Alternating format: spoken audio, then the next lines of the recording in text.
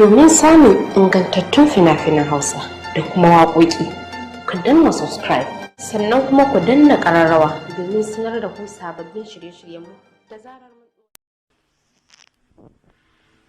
a dubi idona da kyau a biya ga wasa ne a idona.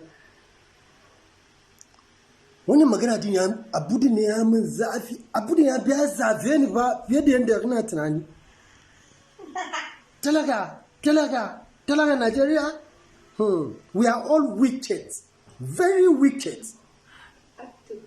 An biya na ce da an taba ga ha ce shugaban Najeriya ne ba su da kirki, shugaban Najeriya mugaye ne, suna shugaban Najeriya ba su da kirki.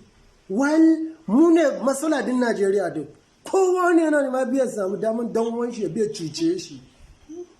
Ana biya na magana lockdown nan, an biya lockdown can, an biya lockdown nan. Abu din ya biya zo Kano. Da abu din ya biya zo Kano, wannan ka biya har sai wai ka bi ka saya fiye wata wannan an biya dublin kudin shi.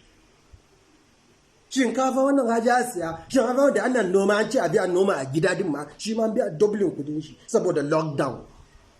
Tumatiri wannan a biya na sayar da tumatiri, nawa ne ana sayar da tumatiri? 300 ne kwano. Saboda lockdown wannan an biya mai da shi an dublin kudi ya zama 600.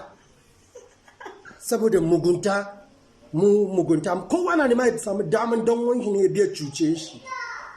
A radu abu ya zafe ni fa. Ha? This is very unfortunate. Ha?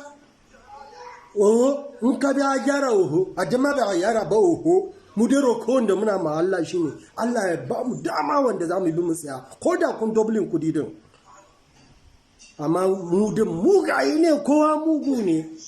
Kowa ya samu dama ya biya shi shugaban kasa a ce yau kai ne shugaban sa a Najeriya, sai har sa ci kudi kayi mugunta har cuci dan wanka. Domin samun ingantattun fina-finan Hausa da kuma waƙoƙi, ku danna subscribe sannan kuma ku danna ƙararrawa domin sanar da ku sababbin shirye-shiryenmu.